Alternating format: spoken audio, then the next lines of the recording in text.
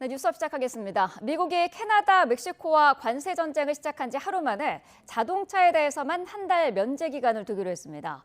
트럼프 대통령이 한국 관세가 미국의 4배라고 비판한 가운데 신원식 대통령실 안보실장이 미국을 찾아 관세 협상에 시동을 걸었습니다. 워싱턴 권종희 특파원입니다. 백악관 대변인은 지난 4일부터 시행 중인 멕시코와 캐나다에 대한 25% 관세에서 자동차만 한 달간 예외를 적용하기로 했다고 밝혔습니다.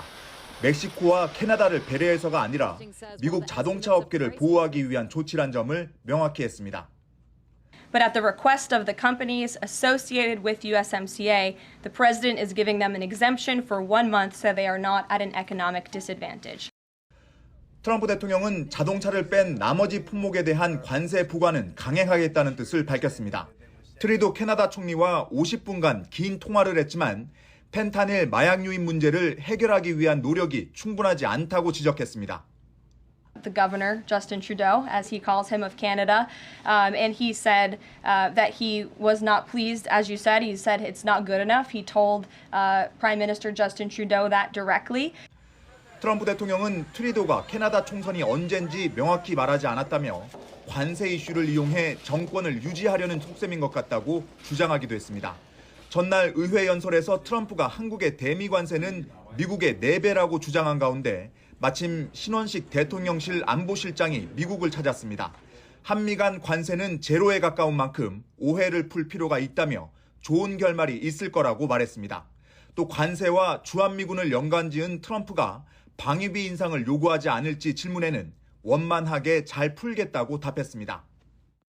신원식 안보실장은 백악관 안보보좌관을 만나 미국의 해군력 증강을 위해 필요한 조선 분야 협력도 논의할 계획이라고 밝혔습니다. 워싱턴에서 YTN 권중규입니다. 네, 한국의 평균 관세가 미국보다 4배 높다는 트럼프 대통령의 주장에 대해 정부는 한미 FTA로 사실상 관세율이 0% 수준이라고 반박했습니다. 관세 부과를 정당화하기 위한 발언이라는 분석이 나오는 가운데 혼란은 잦아들지 않고 있습니다. 박기원 기자가 보도합니다. 인도와 중국 등 주요 무역 적자국의 높은 관세율을 지적하던 트럼프 대통령. 한국을 많은 방식으로 도와주는데도 미국산 제품에 높은 관세를 부과하고 있다고 주장합니다. It's very unfair. India charges us auto tariffs higher than 100%. China's average tariff on our products is twice what we charge them, and South Korea's average tariff is 4 times higher. 정부는 즉각 반박에 나섰습니다. 한미 FTA 체결 뒤 일부 농수산물을 제외한 대부분 상품의 관세를 철폐했고 지난해 기준 관세율은 사실상 0% 수준이라는 설명입니다. 우리가 FTA를 체결하지 않은 WTO 가입국에 적용하는 평균 관세율이 미국의 4배 수준이지만 2012년 한미 FTA가 발효된 만큼 미국과는 관련이 없습니다. 하지만 트럼프 대통령의 갑작스러운 발언에 혼란은 커지고 있습니다. 철강, 알루미늄 관세 유예가 끝나가고 자동차와 반도체, 의약품 등 관세 폭탄까지 얼마 남지 않은 상황. 관세 부과를 앞두고 한국이 불공정하게 흑자를 내고 있다는 주장을 강조하기 위해 억지로 명분을 쌓는 것 아니냐는 해석이 나옵니다. 어떻게 보면 이제 자의적으로 우리 제품에 대해서 관세를 이제 부과하겠다는 거거든요. 자동차나 이런 제품에 대해서 이제 관세를 높이기 위한 일종의 이제 명분을 쌓은 거라고 좀 볼 수가 있을 것 같습니다. 정부는 일단 미 상무부와 무역대표부 등과의 소통 채널을 통해 트럼프 대통령 발언의 근거를 묻고 적극적으로 설명해 나간다는 계획입니다. YTN 박근입니다. 트럼프 미국 대통령이 알래스카 가스관 사업 참여와 반도체법 폐기를 언급하면서 우리나라에 대한 투자 압박을 더욱 노골화 했습니다. 하지만 당장 눈앞의 관세만 보고 대규모 투자에 나설 수는 없는 노릇이어서 정부와 기업들은 난감하기만 합니다. 최하영 기자입니다. My administration is also working on a gigantic natural gas pipeline in Alaska, among the largest in the world, where Japan, South Korea, and other nations want to be our partner with investments of trillions of dollars each. 트럼프 대통령이 언급한 알래스카 가스관 사업은 알래스카 북부의 천연가스를 남부로 나른 뒤 액화에 수출하는 사업입니다. 1,300km 길이의 가스관과 액화 터미널을 건설하는 등 초기 비용만 64조 원 넘게 들어갈 것으로 추산됩니다. 트럼프 대통령이 공들이는 사업인 만큼 우리 정부는 관세 대응 카드의 하나로 사업 참여를 검토해왔습니다. 이를 위해 이제 막 미국과 실무 협의체를 구성했는데 트럼프 대통령이 기정사실로 하면서 정부도 난감해졌습니다. 일찍이 엑손모빌 등 대형 석유사들이 개발 어려움과 사업성 문제로 손을 뗀 데다가 우리가 투자 대신 무엇을 얻을 수 있을지 손익 계산기도 두드려봐야 하기 때문입니다. 에너지 수입선을 좀 다변화해야 되고 에너지 해외 투자를 좀 늘린다는 측면에서는 후기 개발 비용이 매우 크고요. 수익성을 확보하는 데는 매우 오랜 시간이 소요가 됩니다. 트럼프 대통령의 반도체법 폐기 발언 역시 결국은 보조금 축소 혹은 투자 압박용으로 읽힙니다. 앞서 삼성전자와 SK하이닉스는 미국 현지에 반도체 공장을 짓는데 각각 370억 달러, 38억 7천만 달러를 투자하기로 하고 보조금을 약속받은 상태입니다. 업계에선 의회에서 초당적으로 통과시킨 법안을 대통령 말 한마디에 없애기는 쉽지 않을 것이라는 의견도 나옵니다. 게다가 우리 기업들 입장에선 투자 계획을 바꿀 여지도 있습니다. 투자 결정의 유연성이 생긴 겁니다. 그러니까 보조금을 받으면 그 계획에 종속되잖아요. 근데 보조금을 안 받으면 투자자 마음대로 할 수 있잖아요. 다만 트럼프 대통령이 반도체 관세까지 언급하는 불확실성 속에 국내 기업들은 전전긍긍 상황을 예의주시하고 있습니다. YTN 최아영입니다. 헌법재판소가 한덕수 국무총리의 탄핵 심판 변론을 끝낸 뒤에도 관련 자료를 확보하는 절차를 진행하고 있습니다. 계엄 선포 직전 국무회의에서 절차적 위법성이 있었는지 들여다보겠다는 것으로 해석되는데 그만큼 선고는 더 늦어질 것으로 보입니다. 권준수 기자입니다. 헌법재판소가 한덕수 국무총리 탄핵 심판에서 국회 측이 신청한 검찰 수사 기록 인증 등본 송부 촉탁을 채택했습니다. 그동안 국회 측은 한 총리가 윤석열 대통령의 비상계엄 선포를 방조했다고 주장해왔는데 최상목 대통령 권한대행 부총리와 박성재 법무부 장관, 김용현 전 국방부 장관 등이 검찰 조사에서 어떤 진술을 했는지 살펴보며 계엄 전 국무회의에 절차적 위법성이 있었는지 따져보겠다는 의미로 풀이됩니다. 헌재가 지난달 19일 한 총리의 탄핵 심판을 한 차례 변론만으로 끝내면서 조만간 선고 기일이 정해질 거란 관측이 이어졌지만 대통령님을 잘 보좌하여 어려운 대내외 상황을 극복해 나가고자 하였으나 대통령님이 다른 선택을 하시도록 설득하지 못했습니다. 헌재가 국무위원들의 검찰 수사 기록 일체를 받아달라는 국회 측 요청을 받아들이면서 한 총리에 대한 선고가 당장 이번 주에 이뤄지긴 어려울 거란 분석이 나옵니다. 검찰은 보내야 할 자료가 어떤 것들인지 검토하고 있는데 이렇게 자료 요청을 받은 검찰이 헌재에 회신하는 시간과 재판부가 이를 또다시 심리하는 절차까지 고려하면 선고는 더 늦어질 수밖에 없다는 겁니다. 한 총리 탄핵 심판 선고를 윤 대통령보다 먼저 내려달라는 목소리도 나오는 가운데 헌재의 추가 자료 검토가 맞물린 선고 일정에 어떤 영향을 끼칠지 주목됩니다. YTN 권주수입니다. 더불어민주당 이재명 대표가 2년 전 자신의 체포동의안 가결 사태는 당내 일부 인사와 검찰이 짜고 한 일 같다고 평가했습니다. 당시 암거래를 한 가결파를 가려내려고 일부러 부결을 호소했다고도 주장했는데 비명계는 거세게 반발했습니다. 나혜인 기자입니다. 유튜브 방송에 출연한 이재명 대표는 지난 2023년 2월 10표 차로 간신히 부결됐던 1차 체포동의안 표결 결과가 더 충격이었다고 했습니다. 7달 뒤 검찰이 다시 구속영장을 청구했을 땐 체포동의안 가결을 예상했다는 겁니다. 당시 당내 유력 인사의 대표직 사퇴 요구 시점과 검찰의 수사 진행 상황이 맞아떨어졌다며 다 짜고 한 짓 같다고 주장했습니다.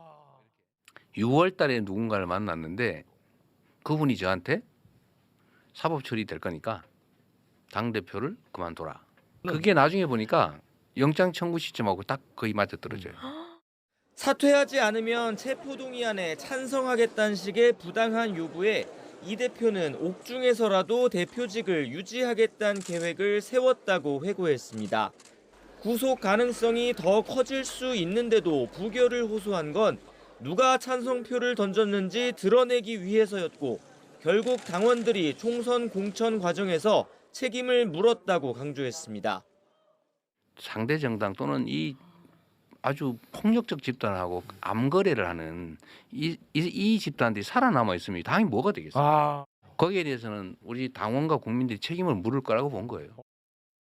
당시 이른바 비명행사란 말을 들으며 공천에서 탈락했던 비명계 인사들은 인격 모독이자 명예훼손이라고 반발했습니다. 최근 이 대표의 통합 행보는 쇼였느냐며 앞에선 웃고 뒤에선 칼을 꽂는 막말을 사과하라고 요구했습니다. 이 대표는 이미 다 지난 일이라며 수습에 나섰지만 앞으로 우리가 해야 될 일은 어쨌든 당에 있는 모든 역량을 다 모아서 이 혼란상을 극복해야죠. 이제 다 지난 일입니다. 일부 친명계 의원조차 굳이 지난 상처를 다시 짚는 게 불필요했다는 반응을 보였습니다. 최근 잇따라 비명계 인사들과 만나 야권 통합에 주력해온 이 대표가 자신의 행보에 스스로 찬물을 끼얹었다는 평가도 나옵니다. YTN 나인입니다. 네, 물가 소식이 들어왔습니다. 소비자 물가 상승률이 2달 연속 2%대를 기록했습니다. 통계청은 2월 소비자 물가가 1년 전보다 2% 상승했다고 발표했습니다. 1월 2.2% 상승한 소비자 물가는 올 들어 2달째 2%대 상승률을 기록했습니다. 소비자 물가는 지난해 9월부터 12월까지 넉 달 연속 1%대에 머물렀습니다. 품목별로는 지난달 휘발유가 7.2%, 경유가 5.3% 오르는 등 석유류가 6.3% 상승했습니다. 농축수산물은 돼지고기가 7.6%, 배추가 65.3% 올랐지만 파는 31.1%, 토마토는 19.5% 내렸습니다. 국민의힘 한동훈 전 대표는 이번에는 선수 교체가 아니라 시대 교체가 이뤄져야 한다며 개헌 필요성을 거듭 강조했습니다. 한 전 대표는 서울 동교동에서 열린 북콘서트에서 지금까지 개헌이 안 된 이유는 모두 새로운 시대의 주인공이 되고 싶어 했기 때문이라며 이제 누군가는 87년 체제의 문을 닫는 굳은 일을 해야 한다고 말했습니다. 대통령의 비상계엄 선포와 민주당의 29번 탄핵 역시 헌법에 있지 않느냐며 위험한 사람에 의해 위험한 정권이 들어설 수 있다는 불안감이 많은 사람을 관통하고 있다고 주장했습니다.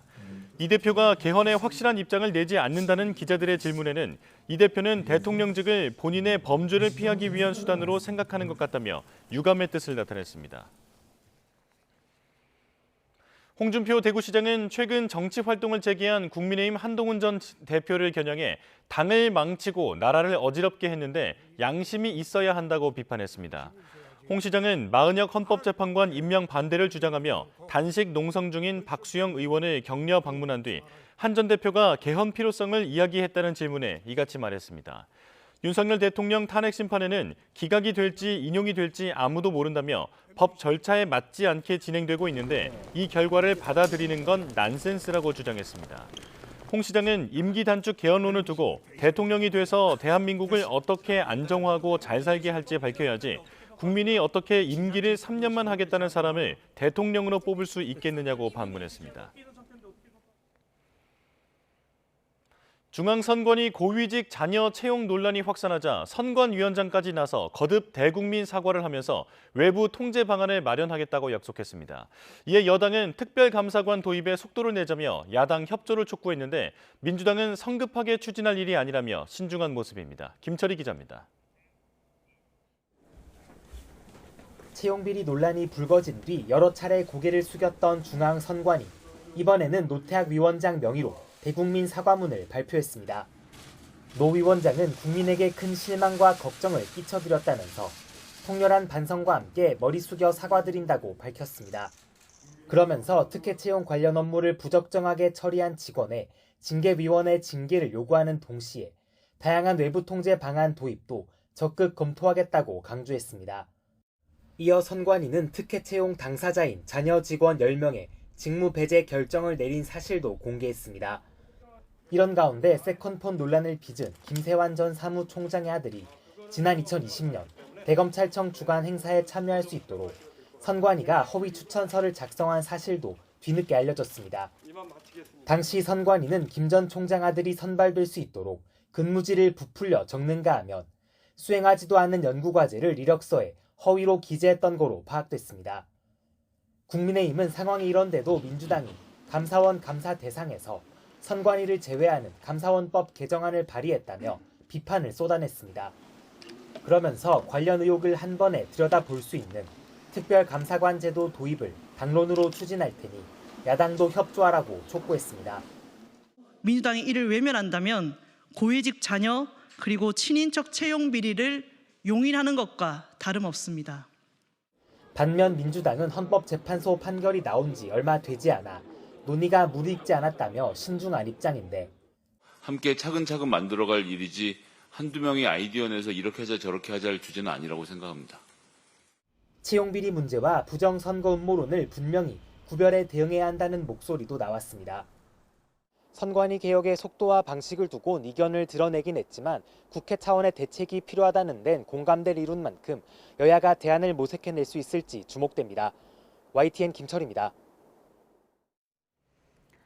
네, 계속해서 전국 상황 자세히 짚어보겠습니다. 이창근 국민의힘 하남을 당협위원장, 이동학 전 더불어민주당 최고위원과 함께하겠습니다. 어서 오십시오. 안녕하세요. 안녕하세요. 네. 자, 한덕수 국무총리의 탄핵 심판, 애초에 이번 주에는 선고가 될 것으로 예상이 되는데 늦어질 것 같아요. 국회 측의 수사 기록 제출 요구를 헌재가 수용을 했는데, 자, 이 수사 기록 어떤 내용이고요? 이게 왜 필요한 겁니까? 우선 12월 3일 계엄 당시에 그 전엔 계엄 선포를 하기 이전에 열렸다고 했던 그 회의, 국무회의인지 아닌지 잘 모르겠지만 거기에 참석했던 이 장관들, 이분들의 증언을 지금 이 헌재로부터 요청해가지고 그걸 다시 확인해야겠다는 겁니다. 왜 그러냐면 한덕수 국무총리가 당시 국무회의에서, 국무회의가 아니라고 저희는 주장하고 있지만 어쨌든 그 회의에서 이 계엄을 만류하기 위해서 자기가 노력을 했다라고 이제 증언을 하지 않았습니까? 그러면 실제 그런 행위들이 종합적으로 장관들의 어떤 이 검찰 조서에도 이런 내용들이 다 들어있는지 이런 여부를 좀 확인하기 위한 것이고요. 내란에 동조하지 않았다는 증거나 이런 것들을 명확하게 좀 찾아보기 위한 것입니다. 그렇기 때문에 이것이 필요하다고 이 국회 측에서 요청을 한 것이고 헌법재판소에서는 이거를 이제 받아들여야겠다고 생각을 해서 아마도 조금 탄핵 심판이나 이런 것들이 조금 좀 지연되지 않을까 싶습니다. 네, 지난달 19일에 이미 변론 자체는 다 종결된 상태지 않습니까? 맞습니다. 변론이 종결됐고 한덕수 총리는 그간의 국회에서건 그리고 검찰 조사에서건 경찰 조사에서건 그리고 헌재 마지막 변론에서도 다 일관되게 얘기를 했어요. 당시에 국무회의가 부적절했고 본인이 생각했을 때 국무회의 요건을 갖추지 못했다고 얘기를 했단 말이죠. 그렇다면은 지금 시점에 와서 헌재가 17일까지는 아무 변론을 잡지 않겠다고 했고 그러면은 우리가 기다리는 것이 한덕수 총리에 대한 결론인지 윤석열 대통령에 대한 결론인지 빨리 먼저 결론을 내달라는 거거든요. 그렇지만 순서대로 본다면 사실 전국의 안정을 위해서는 한덕수 총리에 대한 결론이 먼저 나야 되는 것도 사실입니다. 그럼에도 불구하고 국회 측이 검찰 조서를 당시에 조서를 확보하는 것을 요청했단 말이죠. 이것은 헌재 17일까지 변론을 안 잡겠다고 했는 그 시기를 감안해서 국회 측이 청구인 측이 오히려 한덕수 총리에 대한 탄핵을 뒤로 미루고 윤석열 대통령에 대한 탄핵을 빨리 하라는 헌재에 대한 압박이 아닐까 이렇게 봐질 수도 있습니다. 왜냐하면 검찰 조서가 확보돼서 헌재가 요청을 받아들였고 그 자료가 오면은 헌재에서는 그걸 또 검토해야 될 시간이 필요합니다. 그렇죠. 그렇다면 당연히 평의가 또 거쳐야 될 것이고요. 그러한 여러 가지 절차가 있기 때문에 당연히 윤석열 대통령보다는 한덕수 총리에 대한 그러한 판결이 늦어질 거라는 것을 자명합니다. 그래서 이것은 국회 측에서 의도적으로 요청한 거 아닌가 그런 생각을 해볼 수가 있습니다. 한덕수 총리에 대한 탄핵 심판 선고를 늦추기 위한 시간 끌기다라는 지적에 대해서는 어떤 입장이신가요? 아니 그렇게 볼 수는 없죠. 왜냐하면 원래 이 중요도라고 하는 것은 대통령의 공백 상태가 훨씬 더 중요한 거 아니겠습니까? 그러면 이 문제를 빠르게 정리를 해줘야 됩니다. 근데 한덕수 총리의 경우는 지금 여당에서는 마치 돌아올 걸 예정하고 돌아올 걸 기대하고 지금 이런 주장들을 하고 있는 것 같습니다. 제가 헌법재판소 재판관이라면 국무총리에 대한 탄핵 여부보다는 대통령의 탄핵 여부 심판이 훨씬 더 빠르게 될 것 같고요. 그다음에 여당 국민의힘의 기대와는 달리 한덕수 국무총리는 저는 돌아올 거라는 어떤 판결을 내리지 않을 것이라고 생각합니다. 왜 그러냐면 아까 말씀드렸던 국무회의 여부 논란 이것과 별개로요.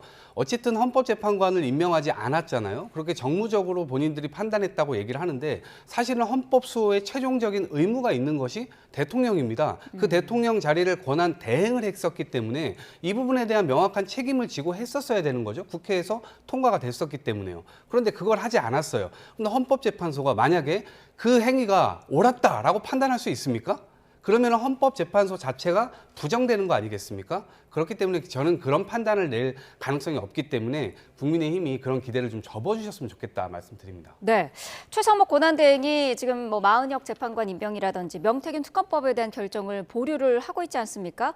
한덕수 총리의 선고를 기다릴 거라는 전망이 있었거든요. 여기에도 좀 영향을 미치지 않을까요? 뭐 정무적인 판단에서 영향을 미칠 수 있겠죠. 하지만 최상목 권한대행은 지난번 2명의 헌법재판관 임명 당시에 국무위원들로부터 많은 또 비판도 받았습니다. 그럼에도 불구하고 당시에 국정 안정이 우선이다. 그리고 헌재에 대한 어떤 완전한 요건은 아니지만 그래도 8인 체제를 만들어주기 위한 대선적 결단했던 적이 있습니다. 네.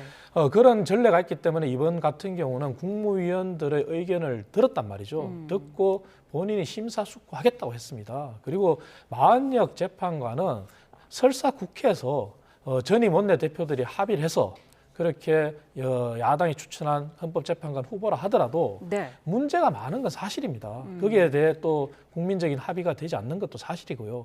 그럼에도 불구하고 헌재의 판결을 존중은 합니다만 최상목 권한대행의 정무적인 판단이나 여러 가지 판단할 수 있는 시간적 여유도 줘야 되는 것도 사실입니다. 자꾸 민주당이 나서서 탄핵 운운하면서 압박하는 건 맞지 않는 것이 헌법재판소 법에 보면은 임명에 대한 기간의 요건은 없습니다. 그렇기 때문에 충분한 심사숙고 시간을 주는 건 당연하고요. 그리고 한덕수 총리에 대해서 아까 잠깐 말씀하셨는데 한덕수 총리가 헌재 재판관을 임명하지 않았다. 그거는 사실 대통령 권한 대행으로서의 어떤 행위거든요. 그렇다면 국회로 다시 돌아간다면 국회 탄핵 요건이 맞지가 않아요. 그래서 3분의 2가 찬성해야 되거든요. 그렇다면 그거를 요건을 본다면 국회에서의 한덕수 총리에 대한 탄핵 자체가 요건이 성립이 안 했기 때문에 탄핵도 성립이 될 수 없는 거거든요. 그렇기 때문에 우리가 이러한 논쟁을 하기보다는 헌재는 헌재의 시간을 맡겨두고 그리고 저도 말씀드리지 않았습니까? 헌재가 국회 측이 설사 그러한 의도로 지연 의도로 한덕수 총리의 검찰 조사 확보 요청했다 하더라도 그럼에도 불구하고 17일까지는 변론을 안 잡겠다고 했는 이상 여야가 더 이상 최상목 권한대행을 흔들고 또 헌재를 흔들고 이런 식의 압박은 자제하자. 그리고 여야는 정말 민생으로 다시 돌아가자. 그렇게 말씀드리고 싶습니다. 네, 자, 각 당의 상황도 좀 짚어보겠습니다. 한동훈 전 국민의힘 대표가 어제 이제 북 콘서트를 가졌는데 여러 말들이 화제가 되고 있습니다. 지난 대표직 사퇴 당시에 지지자들에게 했던 말을 다시 한번 언급하기도 했던데 어떻게 들으셨나요? 한동훈 전 대표의 자서전 비슷한 저서를 보더라도 일관되게 주장하는 게 있더라고요. 그것이 이제 본인이 국민을 지키겠다. 그리고 국민이 먼저다. 이런 얘기를 일관되게 하고 있고 또 본인이 주장하는 것은 다시 그때 상황에 돌아가더라도 나는 똑같은 선택을 할 수밖에 없을 것이다. 그런 얘기를 하더라고요. 그럼에도 불구하고 이번 북 콘서트가 개인적인 판단에서는 한동훈 대표가 당연히 대선이 이루어질 거라고 생각하고 대선 주자로서 뛰기 위해서 정치 복귀를 했다고 봅니다. 그럼에도 불구하고 절반의 성공이라고 저는 평가하고 싶은 것이 당내 여건에 대해서 본인이 조금 더 노력하는 모습이라든지 그러한 것은 부족한 상태에서 책을 출간하고 또 먼저 북 콘서트를 먼저 열었단 말이죠. 본인의 지지자들을 향한 또 한동훈 전 대표의 국민에 향한 마음은 이해하겠으나 그래도 아직까지 국민의힘 소속이고 대선 후보로 만약에 대선이 있다면 나간다면 국민의힘 후보로 나가지 않겠습니까? 그렇다면 당내에 그러한 어떤 제스처나 노력 그러한 것이 같이 선행되거나 오히려 그것이 먼저 전제되고 난 다음에 이러한 행사를 했더라면 하는 그러한 아쉬움은 좀 있습니다. 윤석열 대통령 측이 주장하는 계몽령에 대해서는 반대 의사를 확실히 밝혔습니다. 대통령과 선긋기를 하고 있다 이렇게 볼 수 있을까요? 네, 그러니까 제가 전략적으로도 그렇고 지금 타이밍으로도 그렇고 한동훈 대표가 지금 하고 있는 게 과연 적절한가 저는 의문이 있습니다. 지금 국민의힘은 불이 지금 활활 타고 있는데 옆에서 약간 불장난하고 있는 듯한 느낌인 거예요.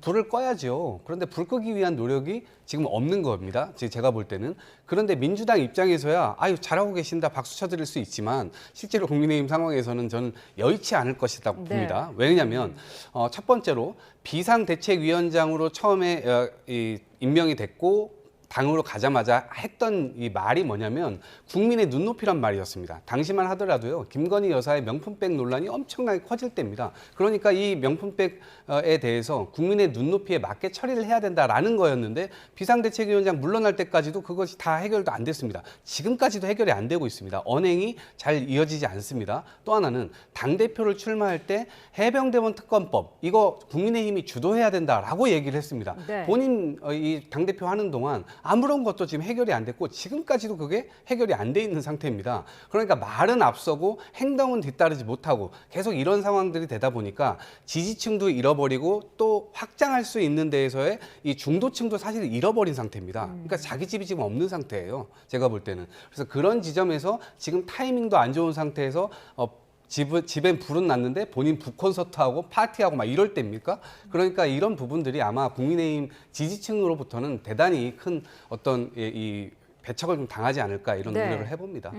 당내에서 자신을 견제하는 거에 대해서도 한마디를 했는데 정치는 공통점을 찾는 것이라고 생각한다. 공통점을 찾겠다. 이렇게 자신감을 좀 보였거든요. 어떻게 보셨나요? 그 공통점이라는 게 사실 모두가 다 아는 거 아니겠습니까? 지금 광장에 나가는 그러한 저희 당을 지지하는 분들이건 네. 또 중도층의 지지하는 세력이건 좀 더 직설적으로 얘기했으면 좋았을 거예요. 그 공통점이라는 것은 결국은 윤석열 대통령에 대한 어떤 실망감이 이재명 대표에게서도 볼 수 있지 않습니까? 그 얘기는 독단, 독선, 그리고 불안 그러한 부분들이잖아요. 그리고 지금 현재 윤 대통령과 저희 당에 대한 지지라기보다는 윤 대통령의 계엄에 대해서 지지하지 않는 그분들은 결국은 뭐 바탕에 깔린 것이 이재명 대표는 안 된다는 논리잖아요. 그러면 그 공통점이 이재명 대표는 안 된다. 왜냐하면 차기에 만약에 대선이 있을 경우에 이재명 대표가 설사 대통령이 된다고 하더라도 네. 그것이 온전한 국민들의 지지를 받을 수 있는 대통령이가 하는 문제는 있잖아요. 그리고 사법 리스크를 그렇게 안고 있는데 2심 결과가 나오고 난 뒤에도 만약에 이재명 대표가 그대로 킵고잉 한다면은 그러면 국민들은 또 불안해할 거잖아요. 네. 그렇다면 그 공통점이라는 게 이재명 대표만큼은 도저히 안 된다 이렇게 직설적으로 얘기하고 왜 그런지를 더 구체적으로 설명한다면은 네. 당내 지지나 보수 우파 아니면 중도층의 지지를 더 받지 않았을까 그런 생각을 해보고요. 그래서 한동훈 대표가 아까 말씀드린 그대로 당내의 그러한 제스처나 그러한 어떤 절차가 생략된 채 이렇게 국민 앞으로 나아갔다면은 네. 이제는 조금 더 직설적인 메시지를 본인이 내야 될 거예요. 이재명 민주당 대표 향해서는 위험한 사람이다. 이렇게 표현을 했더라고요. 어떻게 들으셨나요? 그러니까 이제 본인 스스로를 돌아보지 않고 상대방에 대한 탓만 하는 거 이거 윤석열 대통령과 거의 지금 닮아 있다고 보거든요. 지금 일단 제가 불이 난 상태라고 얘기를 했는데 최상목 권한대행이 지금 헌법 수호를 제대로 안 하고 있는 지점에 대해서는 어떤 생각을 하고 계시죠? 이런 부분에 대해서는 발언 안 하고 계세요. 그리고 부정선거에 관해서도 마찬가지고요. 지금 이 당 자체가요 굉장히 극우가 주류화되고 있는 이런 상황입니다. 그 상황에서 본인이 과연 어떻게 당을 바꿀 것인가에 대한 이야기를 하지 못하고 있는 상태입니다. 네. 특히나 전한길 씨가 최근에 굉장히 보수 진영에서 떠오르는 스타가 되지 않았습니까? 그분이 한동훈 대표가 뭔가 개선점을 갖고 왔기 때문에 용서해줘야 된다라는 발언을 했다가 문매를 맞고 다시 후레자식 그 단어를 또 꺼내기도 했습니다. 네. 이게 이런 상황입니다. 그러니까 정상적인 말을 했다가도 문매를 맞으면 다시 돌아가는 그런 상황이거든요. 아마 한동훈 대표 역시도 그동안 정상적인 말을 했다가 돌아간 경우들도 많죠. 아까 명품백 관련해서도 국민의 눈높이 얘기를 했다가 90도 폴더 인사 윤석열 대통령에게 가서 하기도 했고요. 이런 일들이 계속해서 반복되다 보니까 아무리 이재명 대표를 공격한다 하더라도 그 칼이 무딘 칼이 되는 겁니다.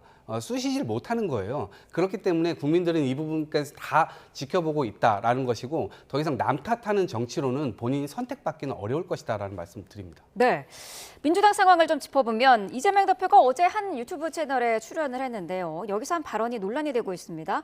지난 21대 국회에서 자신의 체포동의안이 가결된 것과 관련해서 비명계 의원들이 검찰과 짜고 한 짓 같다 이렇게 얘기를 했단 말이죠. 지금 당내 상황이 굉장히 복잡하지 않습니까? 네, 저도 어제 그 영상을 쭉 처음부터 이제 끝까지 한번 봤는데요. 네.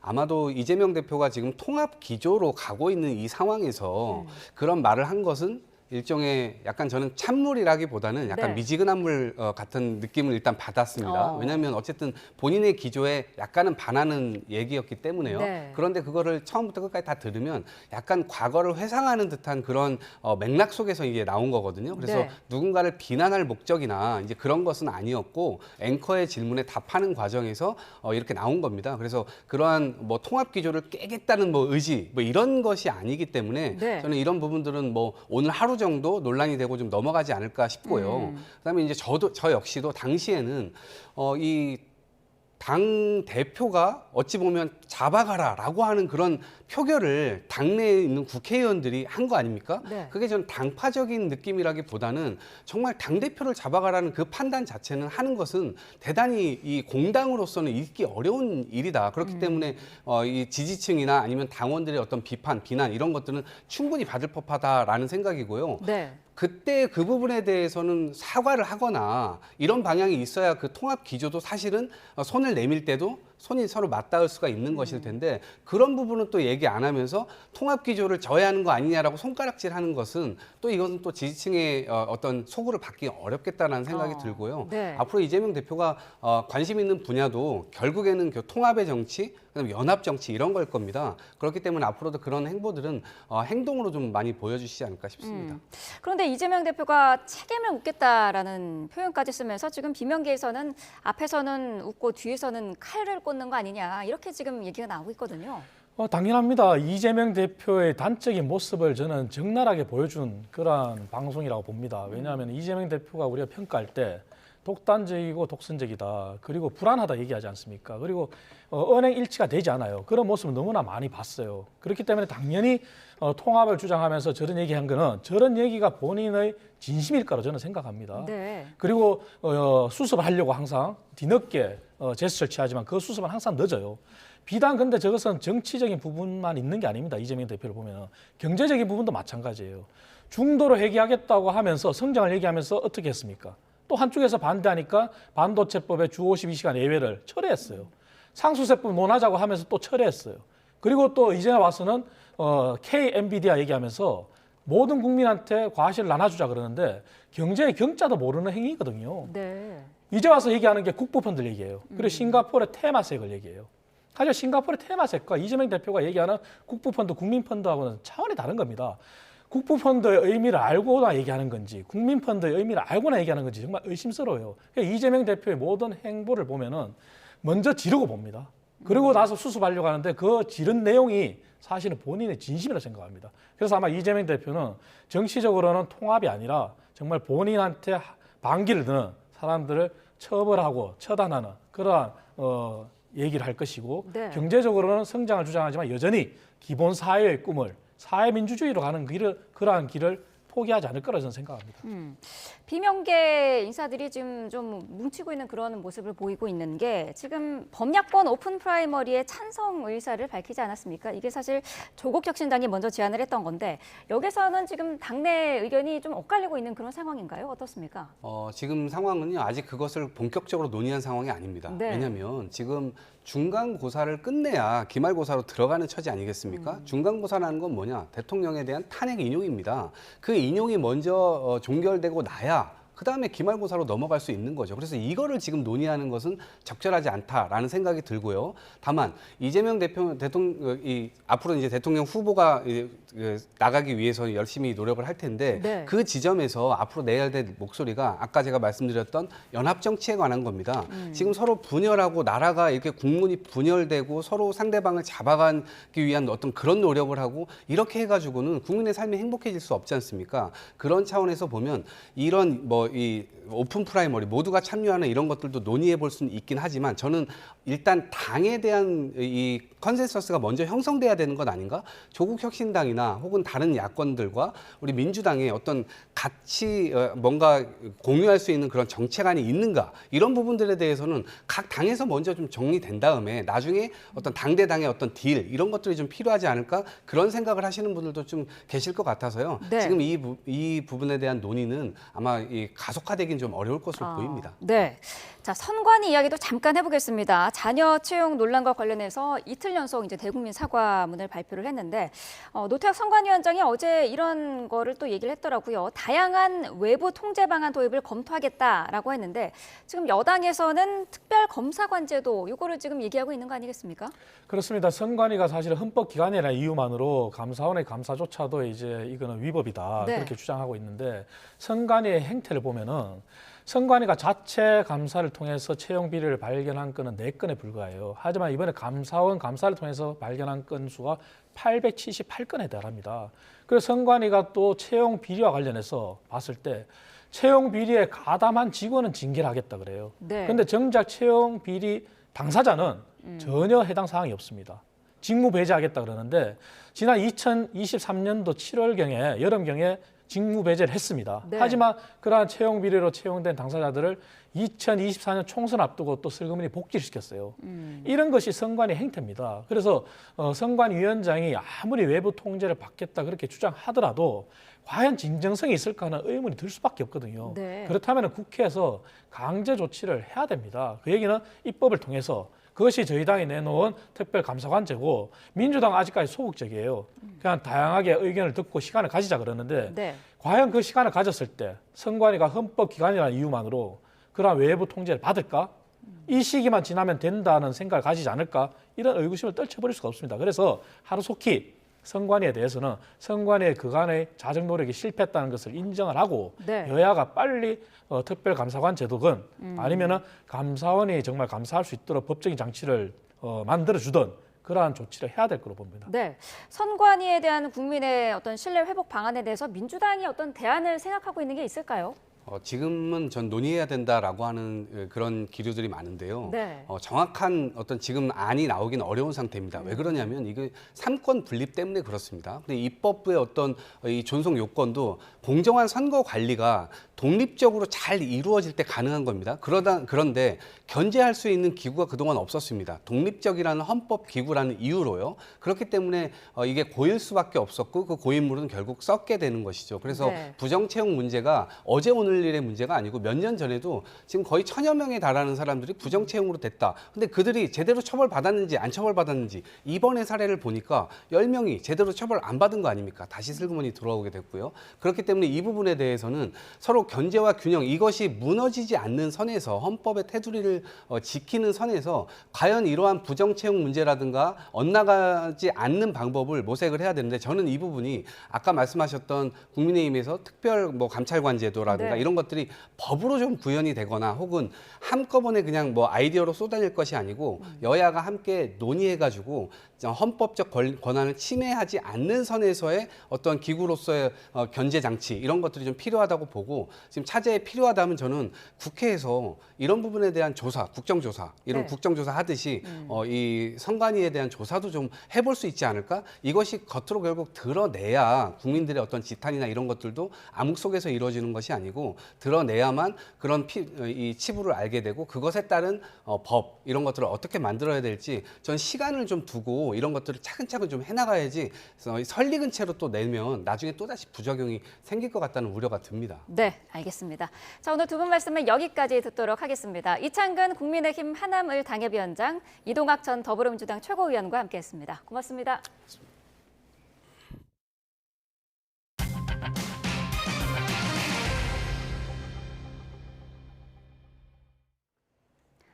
검찰이 창원교도소에 수감된 명태균 씨를 오늘부터 이틀간 다시 불러 조사합니다. 명태균 의혹을 폭로한 강혜경 씨도 참고인 신분으로 조사했습니다. 신지원 기자가 보도합니다. 서울중앙지검 전담수사팀이 창원을 다시 찾아 명태균 씨를 이틀간 추가 조사하기로 했습니다. 명 씨가 창원교도소에 수감 중인 만큼 출장 형태로 조사하는 겁니다. 앞서 검찰은 지난달 27일과 28일에도 명 씨를 창원지검으로 불러 조사했습니다. 당시 검찰은 명 씨가 윤석열 대통령과 김건희 여사에게 어떻게 여론조사 결과를 전달했는지 등 대통령 부부의 공천 개입 의혹을 조사했습니다. 또 지난해 명 씨와 김 여사가 주고받은 텔레그램 대화 내용을 토대로 김 여사가 22대 총선 당시 김영선 전 의원의 공천에도 개입했는지 확인할 방침입니다. 이 밖에 검찰은 공천 개입 의혹을 제기한 강혜경 씨 등 명 씨가 실소유주였던 여론조사 업체 관계자들을 불러 다른 정치인들의 연루 의혹도 조사하고 있습니다. 지난 2021년 무렵 오세훈 시장의 후원자가 비공표 여론조사 비용 3,300만 원을 대납했다거나 홍준표 대구시장의 측근들이 수천만 원을 차명으로 제공했다는 의혹인데 당사자들은 전면 부인하고 있습니다.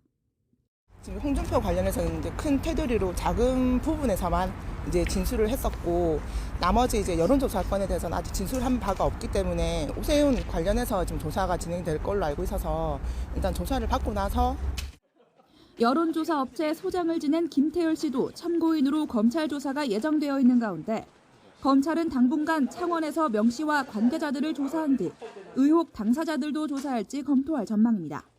YTN 신지원입니다.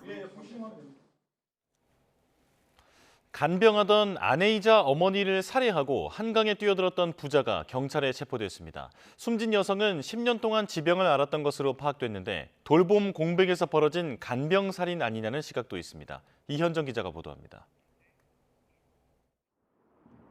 아내이자 어머니인 80대 여성을 살해한 뒤 극단적 선택을 시도한 80대 남편과 50대 아들이 경찰에 붙잡혔습니다. 부자는 한강에 뛰어들었다가 소방에 구조됐는데 이후 현장에 도착한 경찰에 범행을 자백했습니다. 곧장 경기 고양시에 있는 자택으로 출동한 경찰은 침대 위에서 숨져 있는 여성을 발견했습니다. 구급차 오고 경찰차도 2대씩 오고 그러더니 막 과학수사대차 오고 어제 너무 막 심각해갖고 이게 뉴스에 나오겠다 싶었는데. 살인 혐의로 긴급 체포된 부자는 피해자의 질병과 경제적 어려움 때문에 범행을 저질렀다고 경찰에 말했습니다. 피해자는 10년 전부터 지병을 앓아 거동이 불편한 상태였는데 간병인 없이 주로 아들이 돌봐온 것으로 파악됐습니다. 부자는 최근 전셋집을 옮겨야 하는 등 생활고가 커진 데다 피해자가 목숨을 끊어달라고 요청해 범행을 저질렀다는 취지로 진술했습니다. 피해자의 남편은 범행 전 그동안 힘들었다는 내용의 유서를 남겼던 것으로 전해졌는데 이 같은 정황에 따라 이번 사건이 돌봄 공백에서 벌어진 간병살인 아니냐는 목소리도 나옵니다. 경찰은 구속영장을 신청하고 부검 등을 바탕으로 자세한 사건 경위를 조사할 방침입니다. YTN 이현정입니다. 서울 남대문 경찰서는 어제 오세훈 서울시장의 관용차에서 회의 자료 등을 훔친 혐의를 받는 30대 여성을 붙잡아 조사하고 있습니다. A씨는 지난 3일 오후 1시 50분쯤 서울시청 앞에 세워져 있던 오 시장의 관용차에서 회의 자료와 마스크, 생수 등을 훔친 혐의 등을 받습니다. 경찰은 CCTV를 토대로 A씨 거주지를 파악해 임의 동행 방식으로 조사를 벌이고 있습니다. 경찰은 A씨가 오 시장의 관용차인지 알지 못한 채 범행을 저지른 것으로 보고 있습니다.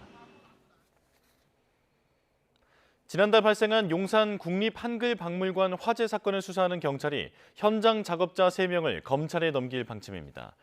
서울 용산경찰서는 한글박물관 증축 공사를 맡은 시공사 소속 작업자 3명을 업무상 실화 혐의로 불구속 송치할 예정입니다. 이번 화재는 철근을 자르다 발생한 불티가 바닥과 벽에 있는 단열재에 튀면서 발생한 것으로 파악됐는데 경찰은 이들이 철근을 자를 때 주의를 기울이지 않아 불을 낸 것으로 보고 있습니다. 앞서 지난달 1일 한글박물관에서 큰 불이 나 7시간 만에 꺼졌는데 진화 작업 과정에서 소방대원 1명이 다쳤습니다. 남의 금품을 빼앗으려다 실패한 남성이 외려 강도를 당했다며 경찰에 거짓 신고를 했다가 덜미를 잡혔습니다. 서울구로경찰서는 지난달 28일 30대 남성 A씨를 강도 미수 혐의로 긴급 체포했습니다. A씨는 지난달 27일 저녁 7시쯤 가상화폐를 거래하기 위해 만난 중국인 2명의 금품을 빼앗으려고 한 혐의를 받습니다. 강도에 실패하고 도주한 A씨는 경찰에 3천만 원을 빼앗겼다고 신고했습니다. 경찰은 CCTV 등을 분석해 A씨와 만난 중국인 2명을 특수강도 혐의로 긴급 체포했는데 조사 결과 진범이 드러나자 경찰은 피해자들을 석방하고 곧바로 A씨를 체포했습니다. 어젯밤 전북 군산에서 승용차에 치인 고령의 여성이 숨져 경찰이 수사에 나섰습니다. 임실에선 음주운전 차량이 역주행하다 다른 차를 추돌하는 등 크고 작은 교통사고가 잇따랐습니다. 밤사이 사건 사고 소식 배민혁 기자입니다. 한밤중 도로 한복판에서 구급대원들이 다급하게 심폐소생술을 이어갑니다. 7, 80대로 보이는 고령의 여성이 달리던 승용차에 치인 겁니다. 차가 밀리길래 봤더니 그 구급대원들이 CPR을 하고 있어가지고 조금 많이 위중하신 상황 같아 보이던데요. 심정지 상태로 병원으로 옮겨진 여성은 끝내 숨졌습니다. 경찰 조사에서 승용차 운전자는 숨진 여성을 보지 못했다는 취지로 진술한 것으로 전해졌습니다. 경찰은 신원 확인과 더불어 숨진 여성이 도로에 진입한 과정 등을 조사하고 있습니다.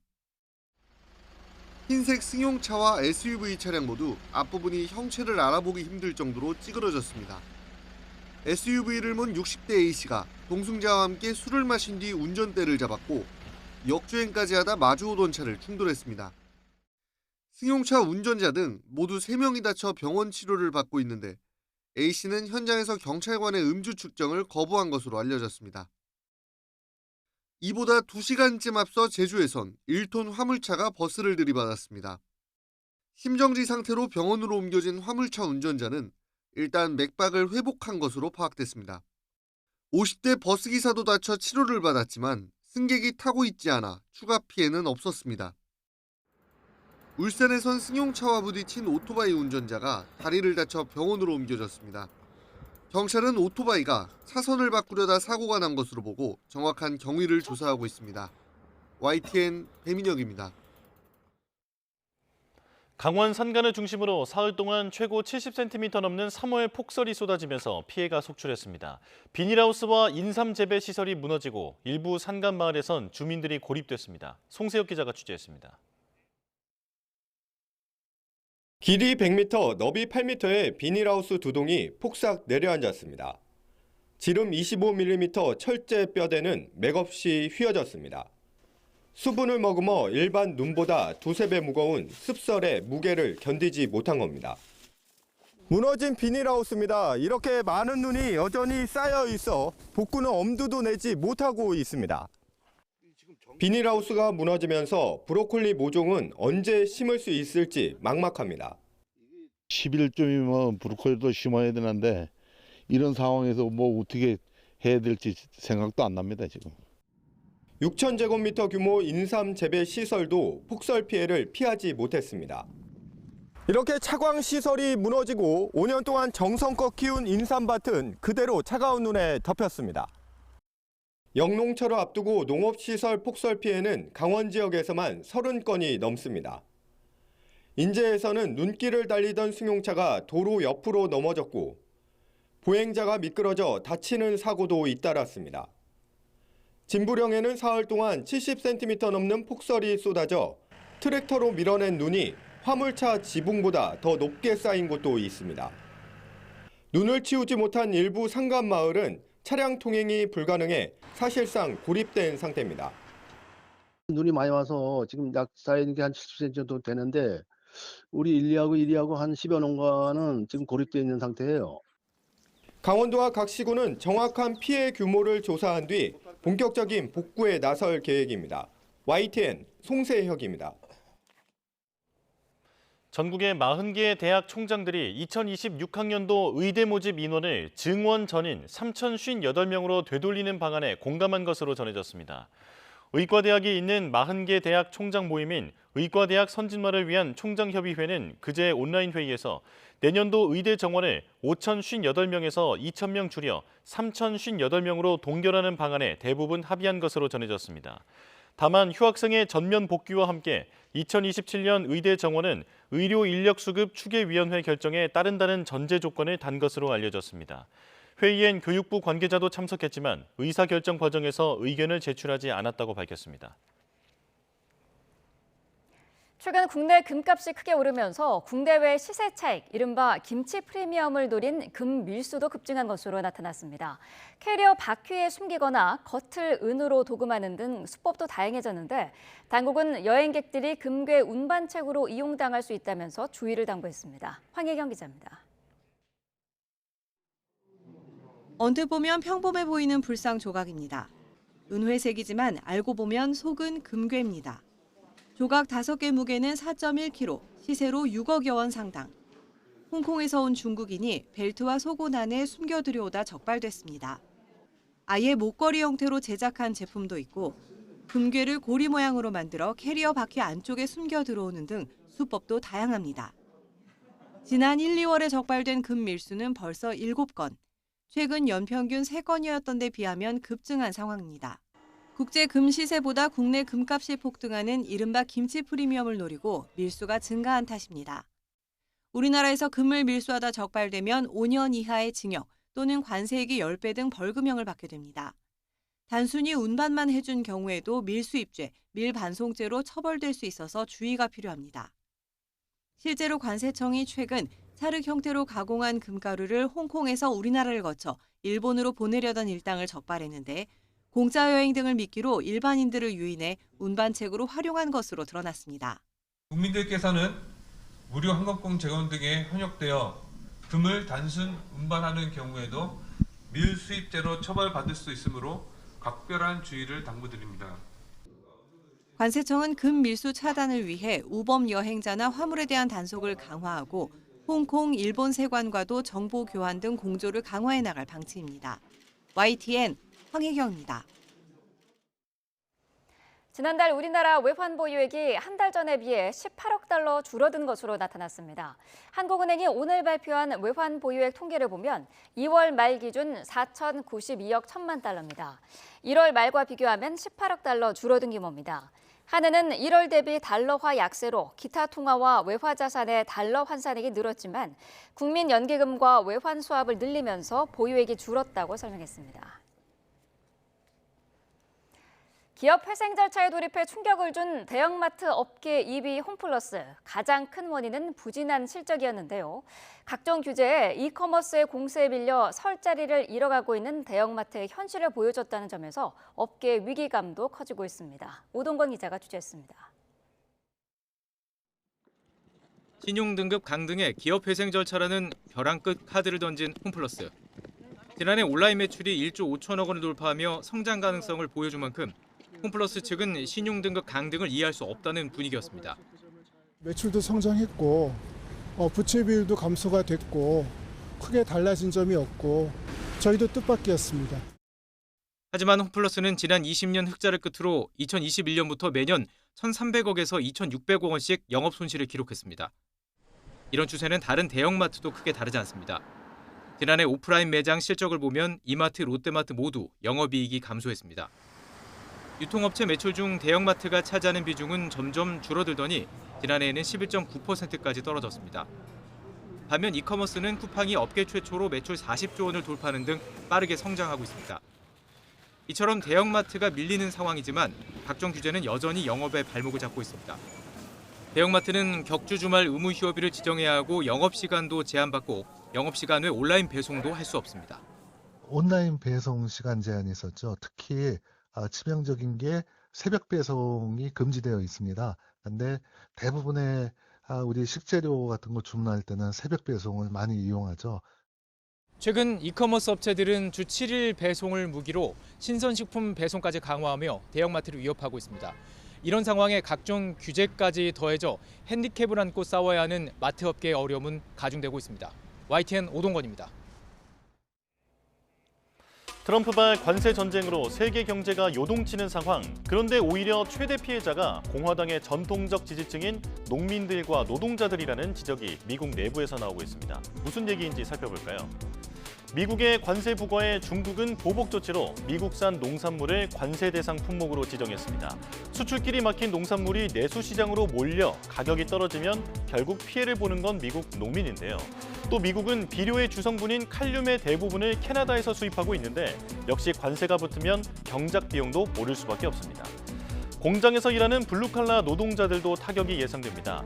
안 그래도 에너지 가격이 올라서 중서부 공장들이 줄폐업했는데 캐나다산 천연가스 등 수입 에너지에 관세까지 부과되면 이들의 일자리가 더 위태로워질 수밖에 없겠죠.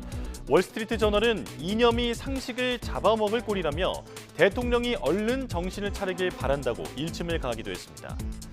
증시도 요동치고 있죠. 관세 때문에 물가가 오르면 금리 인하가 멈출 거라는 우려에 변동성이 커진 겁니다. 공포지수라고 불리는 시카고 옵션 거래소의 변동성 지수는 지난해 12월 이후 최고 수준으로 치솟았습니다. 러트닉 미 상무장관이 캐나다와 멕시코 관세를 일부 경감할 수 있다고 언급하는 걸 보면 트럼프 특유의 거래 방식이라는 견해도 있지만 정작 트럼프 대통령은 수습보다는 확전을 택한 모습입니다. 미국 언론들은 연일 관세가 미국을 더 가난하게 만들 것이라며 자충수라는 비판을 쏟아내고 있는데요.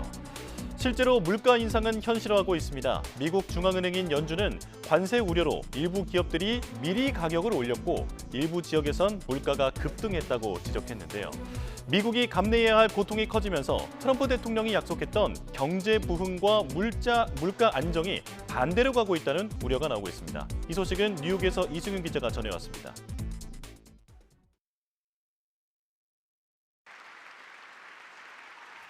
트럼프 미국 대통령은 의회 연설에서 전 정부가 경제 상황을 최악으로 만들었다며 경제 부흥과 물가 안정을 약속했습니다.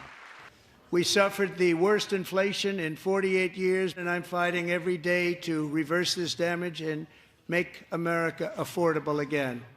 하지만 트럼프의 불확실한 정책은 약속과는 전혀 다른 방향으로 경제를 이끌고 있습니다. I think when Trump says something, we don't know whether he really intends to do it. 미국의 중앙은행인 연방준비제도는 경기동향 보고서인 베이지북에서 트럼프의 정책에 따른 물가 상승 우려를 제기했습니다. 미국 기업들이 관세가 가격 인상을 초래할 것으로 예상한 가운데 일부 기업들은 선제적으로 가격을 올렸고 불법 이민자 추방 계획도 노동 수요에 영향을 미치는 것으로 집계됐습니다. 연준은 대부분 가격이 완만하게 올랐지만 일부 지역에선 상승 속도가 빨라졌다며 우려를 나타냈습니다. 관세 타격에 지난달 민간 고용도 전월 대비 7만 7천 명 늘며 전망치는 물론 1월 증가폭의 절반에 그쳤습니다. 경제매체 CNBC 방송은 관세 우려로 무역과 운송 관련 일자리가 3만 3천 개 줄었다고 지적했습니다. 경제 전문가들은 계란 가격 상승의 원인도 자신의 입맛에 맞춰서 설명하는 등 예측 불가능한 정책을 즐기는 트럼프 대통령의 국정 운영 스타일이 오히려 미국 경제에 불안 요소로 작용하고 있다고 진단하고 있습니다. 뉴욕에서 YTN 이승윤입니다. 트럼프 대통령의 취임 후 첫 의회 연설에 대한 미국 정치권의 평가는 엇갈렸습니다. 민주당은 부자 친구들을 위한 끔찍한 연설이었다고 평가했고 공화당 의원들은 미국을 황금기로 이끌 것이라고 추켜 세웠습니다. 워싱턴 홍상희 특파원입니다.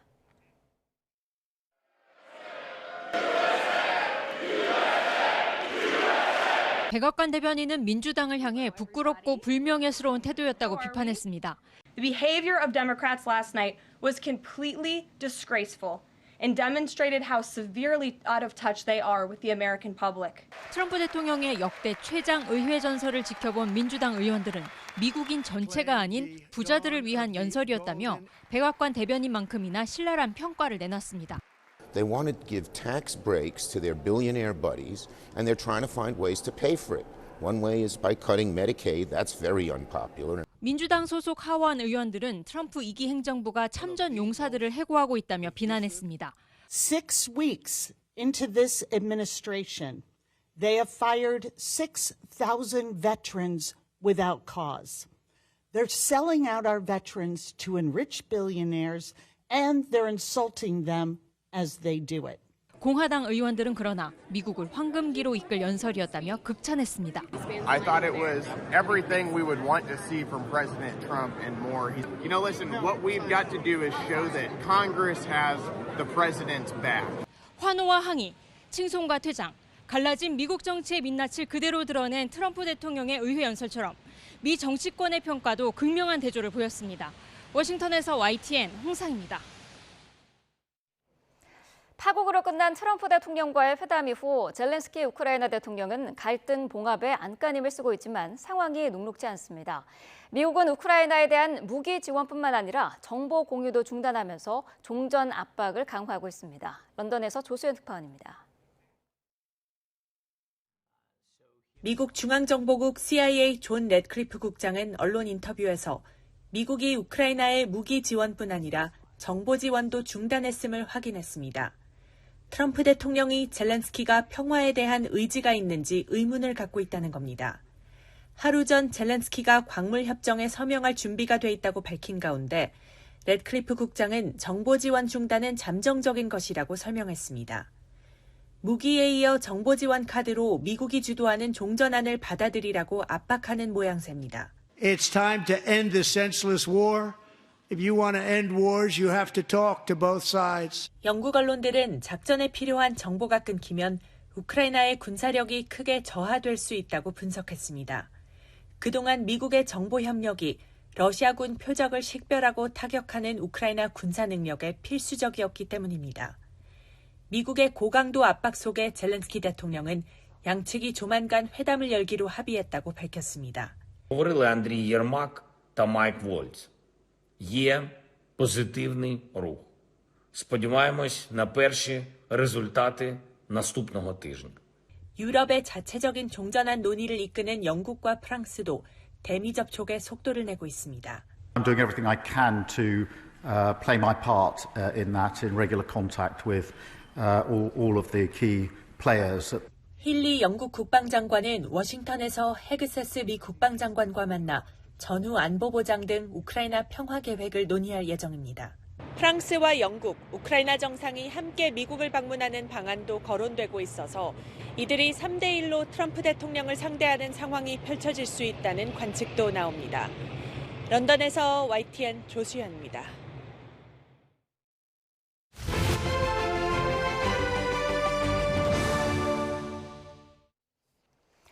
네, 지난달 말에 최종 변론이 끝난 뒤에도 국회 측과 윤석열 대통령 측은 헌법재판소에 추가 자료를 제출하는 등 공방전을 이어가고 있습니다. 헌재 재판관들은 오늘도 평의를 이어가는데요. 현장에 취재기자 나가 있습니다. 권준수 기자. 네, 헌법재판소입니다. 네, 자, 최종 변론 이후에도 양측이 의견서를 제출하면서 총력을 기울이고 있죠. 네, 국회 측과 윤 대통령 측 모두 헌법재판소에 각각 참고 서면과 보충 답변서 등을 제출하며 변론에서 미처 못한 주장을 마지막까지 펼치고 있습니다. 탄핵심판 선고만 남겨둔 가운데 8명의 헌법재판소 재판관을 설득하기 위해서 공방전을 이어가는 모습인데요. 국회 측은 계엄 당시 윤 대통령의 위법한 지시가 있었다는 걸 뒷받침하기 위해 군 관계자 진술 등을 제출한 것으로 파악됐습니다. 반면 윤 대통령 측은 계엄의 정당성을 주장하며 이번 선고에서 각하 결정을 내려달라는 취지의 보충 답변서를 제출한 것으로 확인됐습니다. 또 진보와 보수단체 그리고 헌법학회 등에서도 의견서 등을 제출하고 있는데요. 여당에선 헌법재판소의 공정한 평의를 촉구한다는 내용의 탄원서를 제출했습니다. 네, 헌법재판관들 평의는 오늘도 진행되는 거죠? 네, 어제에 이어 오늘도 평의가 잡혀 있는데요. 재판관들은 윤 대통령 탄핵 심판에 대해 주요 쟁점별 논의를 할 것으로 보입니다. 아직 재판관마다 인용과 기각 등 최종 의견을 내진 않은 상태인 것으로 파악됐는데요. 추후 재판관별 의견이 정해지면 결정문을 작성하게 되고 탄핵 심판 선고 날짜를 잡게 됩니다. 재판관들은 내일도 평의를 진행하면서 다음 주 일정에 대해 의견을 나눌 예정인데요. 당장 이번 주 선고는 어려울 것으로 보이는 가운데 탄핵 심판은 이르면 다음 주에 결론이 날 가능성이 크다는 관측입니다. 지금까지 헌법재판소에서 YTN 권준수입니다. 비상계엄 사태를 수사하는 검찰이 윤석열 대통령과 김용현 전 국방부 장관 등의 비화폰 불출 대장을 확보한 것으로 파악됐습니다. 여기엔 노상원 전 정보사령관에게 지급된 비화폰도 포함됐는데 내란 비선 의혹의 실체가 드러날지 관심입니다. 김태원 기자입니다. 검찰은 지난 1월 말 비상계엄 관계자들의 비화폰 불출 대장을 대통령 경호처로부터 제출받았습니다.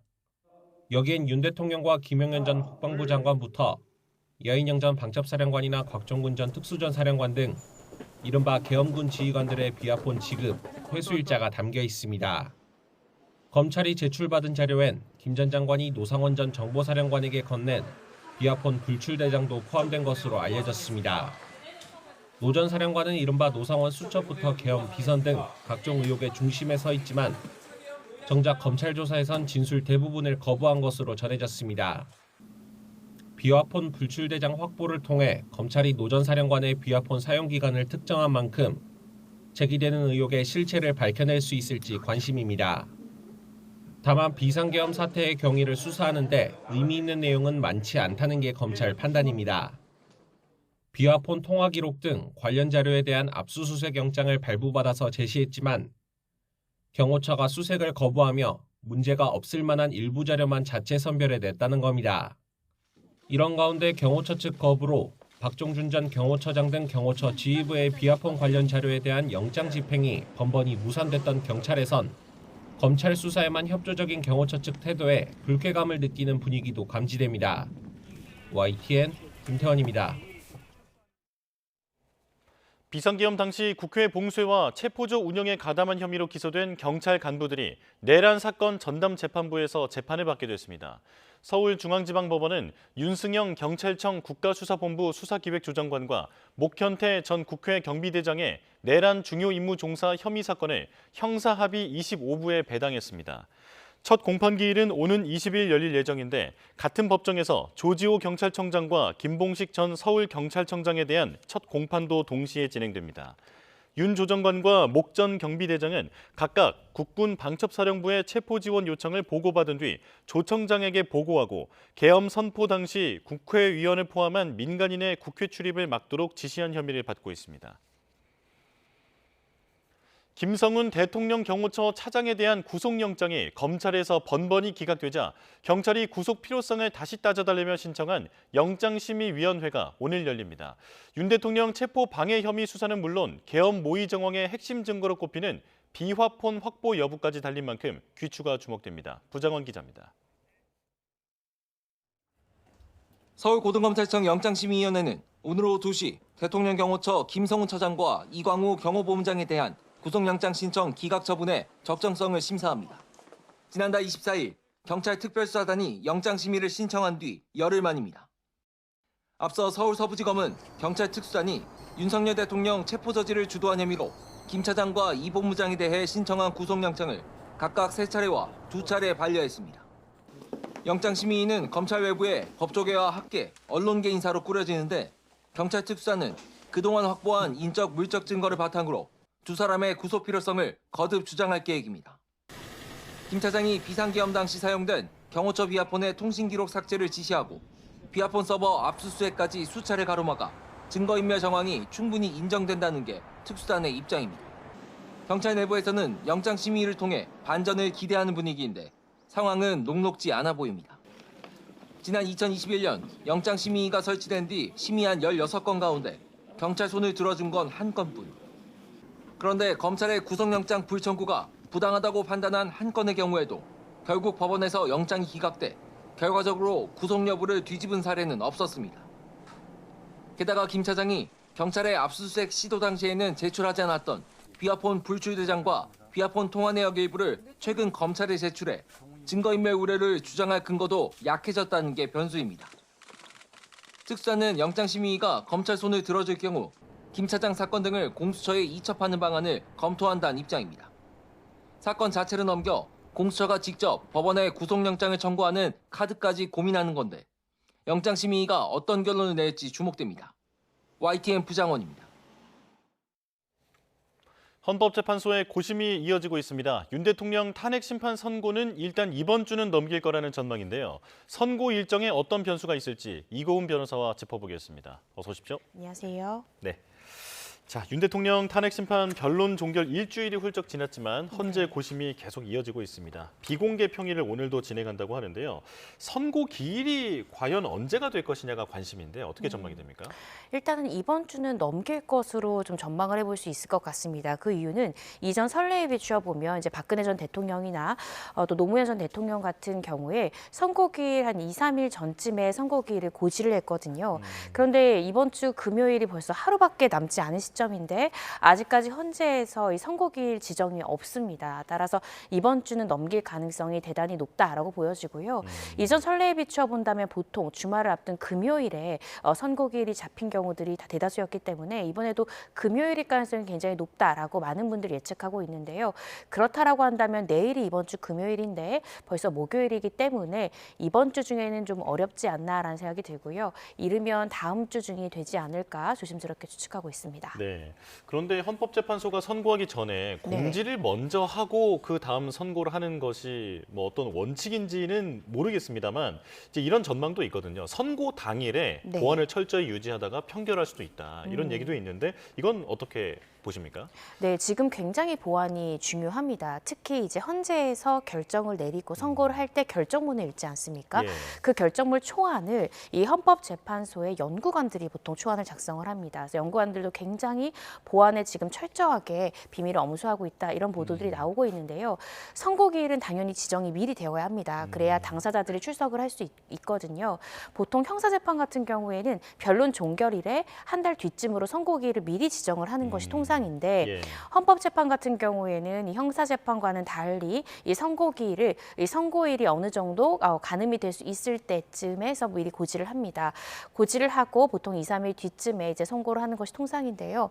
그 평결 시기 같은 경우에 이제 많은 추측들이 나오고 있습니다. 현재 지금 매일 수기를 하고 있다, 평일을 거듭하고 있다 이런 보도들이 나오고 있는데요. 평일을 통해서 소수 의견을 가지고 있는 재판관이 있다고 한다면 만장일치를 위해서 여러 번 이제 수기와 평일을 거칠 가능성이 높고요.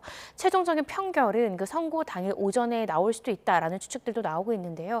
그 부분은 보안 사항이기 때문에 정확히 추측하기는 좀 어려울 것 같습니다. 다만 이전 선례를 살펴보면 이 박근혜 전 대통령 같은 경우에도 이 평결, 그러니까 최종적인 결론에 대한 보안을 지키기 위해서 이 재판 연구관들에게도 인용 결정문과 이 기각 결정문을 동시에 TF팀을 나눠서 작성하도록 했거든요. 그렇게 해야만 이 연구관 여러 명의 연구관이 이 언론에 이 어떤 선고의 결과에 대해서 이 비밀을 누설할 수 있는 가능성을 최소화시킬 수 있기 때문에 이렇게 보안에 철저하는 모습을 보였는데요. 이번에도 이 판결이 최종 시점에 나올지 이 부분을 좀 더 지켜봐야 될 것 같습니다. 자, 윤 대통령 사건 외에도 한덕수 국무총리 그리고 검사 3명 또 최재 감사원장까지 이 변론이 이미 종결이 되어 있는 탄핵 사건만 3건이 있습니다. 이런 사건들과도 어떤 순서 같은 부분에 대해서 고려할 수도 있을 것 같은데 어떻게 보세요? 네, 고려할 것으로 보여집니다. 결국 같은 재판관들이 판단을 내리는 것이고요.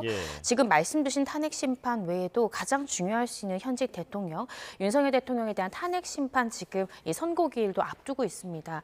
일단 두 가지를 아마 헌재에서 고려할 것 같은데요. 첫 번째는 지금 이미 변론이 종결된 한덕수 총리 등 이 중요 인물에 대한 탄핵 심판 결론이 윤석열 대통령 심리에 영향을 미칠 수 있는 가능성도 그 판결 선고의 순서에 있어서 고려할 수 있는 한 가지 지점이라고 보여지고요. 또 중요한 것은 헌재에서도 처음 윤석열 대통령에 대한 탄핵 심판 청구를 받았을 때 가장 중요한 것은 대통령에 대한 탄핵 심판이기 때문에 신속하게 결론을 내겠다라고 이야기한 바 있습니다. 그래서 현재 제한된 이 재판관 인원으로 여러 가지의 탄핵 심판의 결론을 내야 되기 때문에 그중에서도 가장 신속하고 속도를 내야 되는 것은 또 윤석열 대통령에 대한 탄핵 심판 결론이거든요. 그래서 그것을 가장 또 중점에 놓고 이 선고기일들의 이 일정을 좀 조절할 수 있는 가능성이 있을 것 같습니다. 자, 그리고 한덕수 국무총리 사건의 경우에 지금 변론이 앞서 말씀드린 대로 종결이 됐습니다만 그 이후에 국회 측의 검찰 조서 확보 요청을 받아들여서 그러니까 추가로 증거를 채택한 상황입니다. 변론이 끝났는데 증거를 채택한다. 이게 이례적인 일 아닙니까? 흔한 일은 아닙니다. 보통 변론 종결 전에 양 당사자가 어떤 사실 조회를 신청한다든지 문서 송부 촉탁을 요청하는 경우에 그거에 대한 결정은 변론 종결 전에 내리는 것이 더 통상적이죠.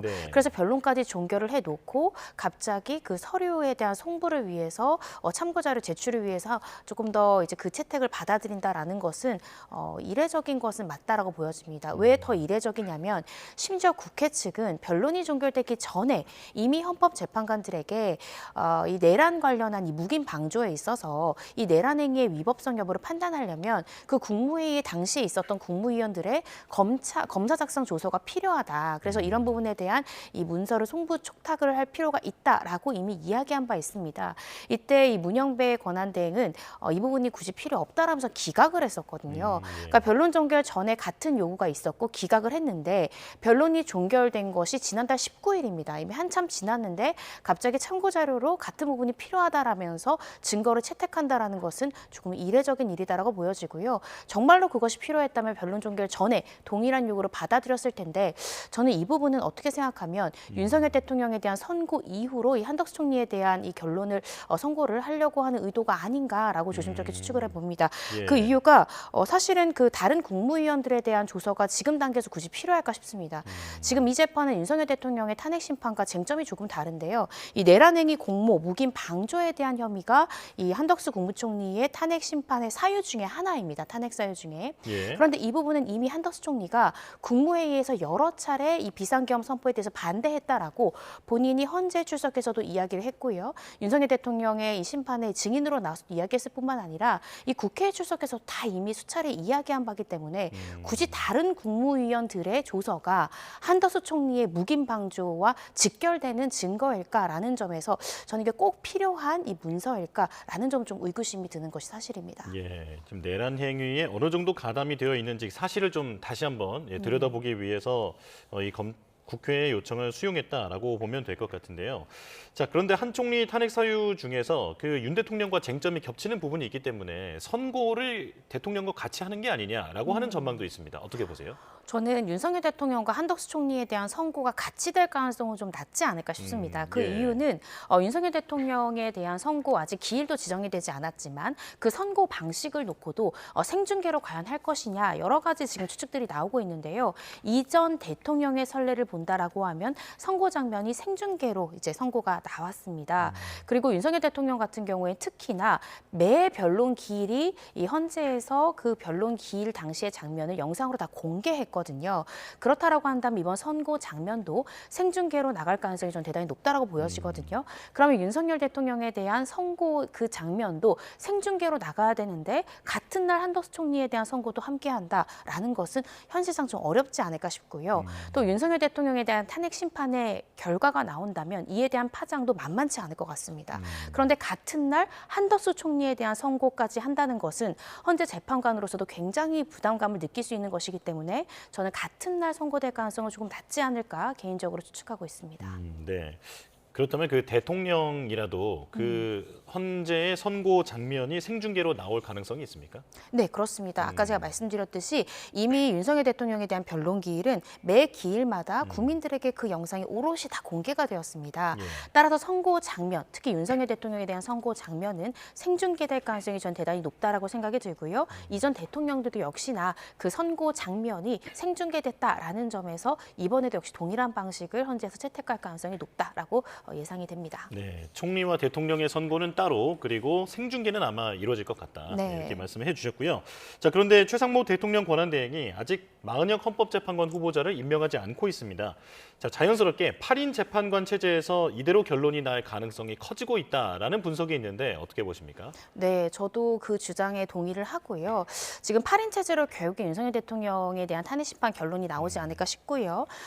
설령 이 최상목 권한대행이 마은혁 재판관을 이번 주나 다음 주에 임명한다 하더라도 이미 윤석열 대통령에 대한 변론 종결 지난달에 이루어졌고요.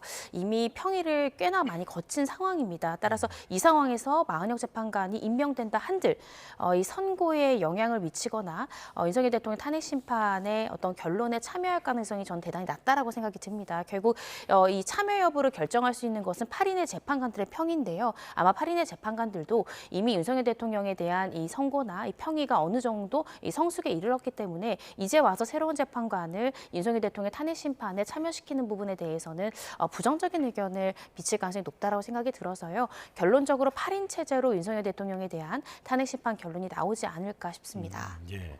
자, 헌재 앞에서는 탄핵 반대 측의 릴레이 기자회견이 열리고 있는데요. 네. 그 100만 명의 서명을 받은 탄원서를 헌재 제출했는데 이것도 어떤 영향이 있을까요? 사실은 어떤 재판이나 사건이 일어났을 때 양 당사자는 이제 각자의 주장을 지지할 수 있는 탄원서 등을 제출하는 경우가 많습니다. 이번에도 역시나 이 탄핵의 기각을 촉구하는 이 탄원서들이 대거 지금 제출된 것으로 보여지는데요. 헌재법에 따르더라도 헌법재판관들은 이 헌법과 법률에 따라서 양심에 따라 독립적으로 판단하도록 규정되어 있습니다. 따라서 이러한 탄원서들이 어떤 결론에 직접적인 영향을 줄 가능성은 적다라고 생각이 들고요.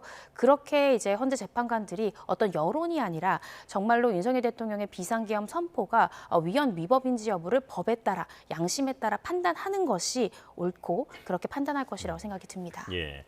자, 이제 명태균 씨 관련 사건으로 넘어가 보겠습니다. 서울중앙지검이 오늘과 내일 정치 브로커로 알려진 명태균 씨를 재조사하는데요. 네. 자, 지난주에는 윤 대통령 후보의 공천 개입 의혹, 그리고 오세훈 서울시장, 홍준표 대구시장의 여론조사비 대납 의혹을 들여다봤습니다. 자, 이번에는 어떤 부분에 더 파고들 것으로 보이나요?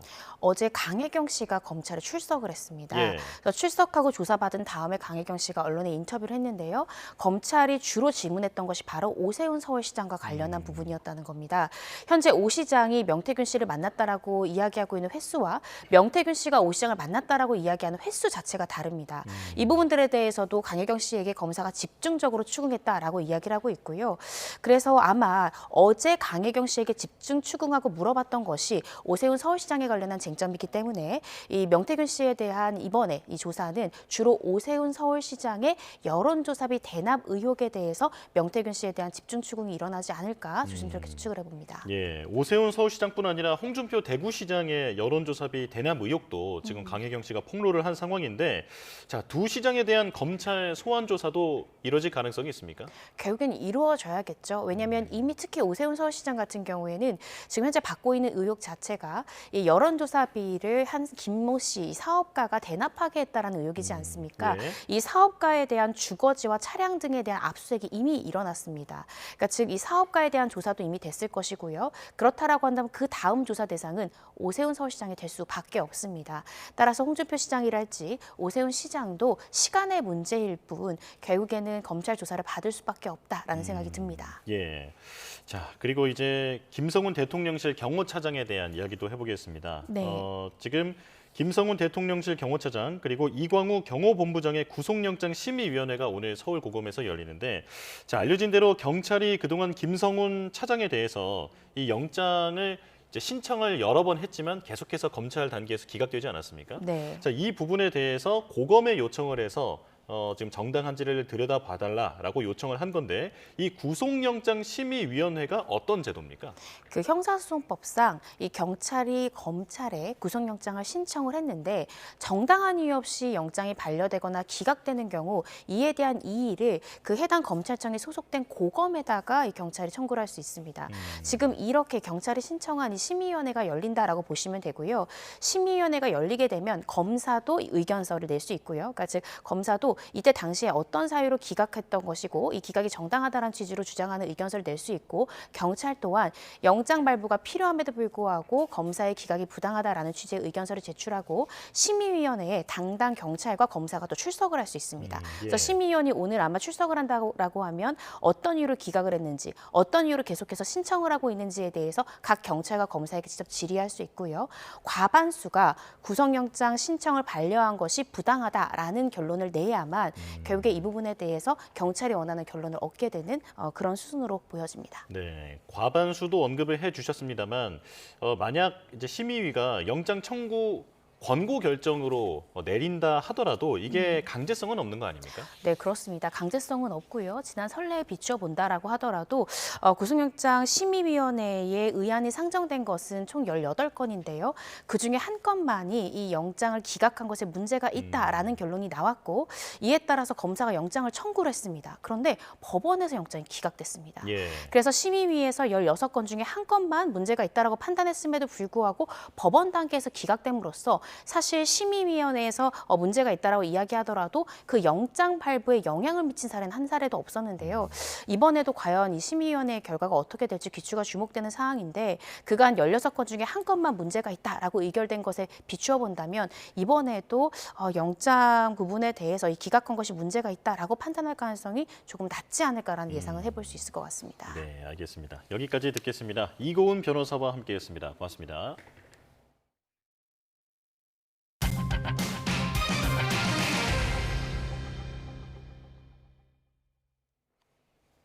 국민 가수 이미자가 다음 달 공연 소식을 알리는 기자회견장에서 사실상 은퇴를 선언했습니다. 마지막 공연에서는 66년 가수 인생에 남긴 수많은 히트곡을 후배들과 함께 선보일 예정입니다. 김정아 기자가 보도합니다. 엘레지의 여왕, 가수 이미자가 다음 달 공연 소식을 알리는 기자회견장에서 조심스럽게 은퇴를 시사했습니다. 은퇴라는 단어를 좋아하진 않지만 대신 마지막이란 말씀을 확실히 드릴 수 있는 때라고 생각한다며 데뷔 66주년 특별 공연을 마지막으로 후배들에게 다음 세대를 부탁했습니다. 이 공연으로 인해서 후배들한테 우리의 맥을 이을 수 있는, 물려줄 수 있는 그런 공연을 할 수 있고 내가 끝나는구나 하는 행복함에 열심히 준비를 했습니다. 더 이상 앨범 발매도 없다고 선을 그었습니다. 19살의 섬색시가 순정을 바쳐 올해 84세. 우리 전통가요 산 증인으로 불리는 이미자는 섬마을 선생님, 동백아가씨 등 수많은 히트곡들로 서민들의 슬픔을 달래왔습니다. 마지막 무대는 이미자의 전통가요에 대한 깊은 존경과 애정을 담은 헌정 무대로 꾸밉니다. 우리 가요를 들으시면서 울고 웃고 위로하고 위로받고 이랬던 그 어머니 아버지들을 위해서라도 우리의 전통 가요는 시대의 흐름을 대변해주는 노래다. 이미자 전통가요의 맥을 이어갈 후배 가수 주현미, 조황조가 이번 무대를 함께 채우는 점도 주목됩니다. 이제는 정말 뭔가 이렇게 쭉 역사를 이어가는 그런 역할을 중간에서 꼭 해야겠다는 생각을 다시 한번 다짐하게 되는 그런 자리라고 생각합니다. 가요 생활 66년 동안 아무런 여한이 없다는 이미자는 마지막 소박한 바람도 전했습니다. 그냥 전통가요를 맥을 이어간 가수다? 뭐 이렇게 생각해 주시면 더 바랄 게 없을 것 같아요. YTN 김정아입니다. 프로야구 한화이글스의 새 구장이 문을 열었습니다. 쾌적한 시설은 물론 수영장과 캠핑장 등 색다른 재미도 제공할 예정이어서 야구 팬들을 설레게 하고 있습니다. 양시창 기자입니다. 문이 열리자 한화 팬들이 우르르 경기장으로 뛰어들어갑니다. 새 구장의 개장식 행사를 보러 온 팬들은 쾌적하고 놀라운 시설에 연신 감탄하면서 올 시즌 기대감을 더욱 부풀립니다. 새 구장을 갖게 됐으니까 정말 그 좋은 기운이 있으니까 저희 하나이글스가 정말 높은 곳으로 구성할 수 있을 것 같고 가을 야구는 가지 않을까 싶습니다. 관중석 2만 7석 규모로 지어진 한화 신축구장은 다채로운 시설로 관중들의 시선을 사로잡습니다. 한화 새 구장에서 가장 눈길을 끄는 곳은 바로 이곳 인피니티 풀입니다. 관중들은 수영을 즐기면서 야구 경기도 관람하는 색다른 재미를 맛볼 수 있습니다. 이뿐만 아니라 캠핑존도 마련돼 가족 단위 관중들도 부담 없이 야구장을 방문할 수 있고 국내에서 가장 큰 크기로 만들어진 전광판도 경기 몰입도를 높일 전망입니다. 다양한 야구 외에 즐길 거리가 있을 수 있도록 많은 요소를 마련하고자 노력했고요. 야구를 관람하는 팬들에게 더욱더 많은 재미를 줄 수 있도록 하고자 노력하였습니다. 무엇보다 경기장 우측 펜스에 8m 높이의 몬스터월이 설치된 점도 야구 팬들을 흥분하게 만드는 대목입니다. 국내에서 처음 설계된 좌우 비대칭 구조인데 좌측 담장은 기존보다 낮고 우측 담장은 8m 높이로 높아져서 타구 방향에 따라 홈런 여부가 달라질 수 있습니다. 오른손 거포가 많은 한화 타선에 유리할 거란 전망이 나오는 이유입니다. 최대한 선수들이 그 좋은 점을 이용해서 많이 치면 너무 좋을 것 같습니다. 저는 개인적인 목표보다 일단 팀 홈런을 많이 쳤으면 좋을 것 같습니다. 새 구장의 첫 경기는 오는 17일부터 이틀 동안 치러지는 삼성과의 시범 경기. 이후 오는 28일 한화는 기아와 역사적인 홈 개막전을 치를 예정입니다. YTN 양시창입니다. 국회의장과 여야 원내대표가 한자리에 모이는 여야 국정협의회가 오늘 열립니다.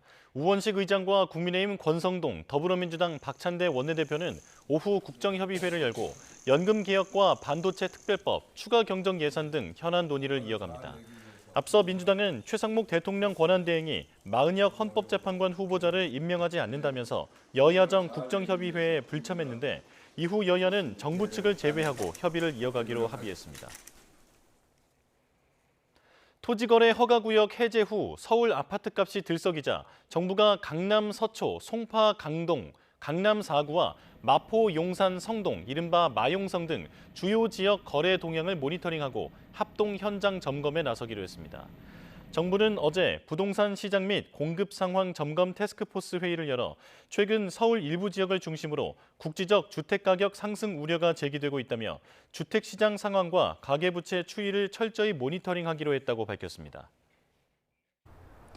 오늘 나오실 때는 크게 벌어지는 일교차를 염두에 두셔야겠습니다. 아직까지 서울은 쌀쌀한 공기에 체감온도가 영하권에 머물고 있는데요. 한낮 기온은 10도 안팎까지 껑충 올라가겠습니다. 다만 꽃샘추위가 물러가며 서울 등 서쪽 지방을 중심으로 봄의 불청객, 초미세먼지가 유입되겠습니다. 오늘 나오실 때는 입고 벗기 쉬운 겉옷으로 체온 조절해 주셔야겠고요. 또 미세먼지용 마스크도 챙겨주시면 좋겠습니다. 자세한 초미세먼지 예보부터 살펴보겠습니다. 앞으로 기온이 상승하고 중국발 스모그가 유입되면서 서울 등 수도권에서는 오전 한때 공기가 탁하겠고요. 오후부터는 점차 충청과 호남, 제주도에서도 초미세먼지 농도가 짙어지겠습니다. 오늘 내륙은 대체로 맑겠습니다. 반면 동해안에서는 오후에 작은 우산 하나가 필요하겠는데요. 오후부터 저녁 사이 강원 남부 동해안과 경북 동해안 그리고 경북 중부 내륙에 약한 비가 지나겠고요. 기온이 낮은 산간 지역에는 1cm 안팎의 눈이 조금 오겠습니다. 쌀쌀한 아침을 뒤로하고 낮부터는 기온이 빠르게 올라가겠습니다. 서울과 광주, 대구 모두 10도로 어제보다 포근하겠지만 일교차도 더 크게 벌어지겠습니다. 당분간 내륙은 대체로 맑은 가운데 다음 주부터는 예년 기온을 웃도는 완연한 봄 날씨가 이어지겠습니다. 다만 일교차는 계속해서 크게 벌어질 전망입니다. 서울 등 서쪽 지방에서는 주말까지도 대기가 정체하면서 초미세먼지가 길게 잔류할 것으로 보입니다. 다시 날이 풀리면서 야외 활동하기 좋겠지만 일교차가 크게 벌어지는 데다가 공기까지 탁한 만큼 호흡기 건강에 신경 써주셔야겠습니다. 지금까지 서울 상암동에서 YTN 고은재입니다. 네, 뉴스원 목요일 순서 마칩니다. 내일 다시 뵙겠습니다. 고맙습니다.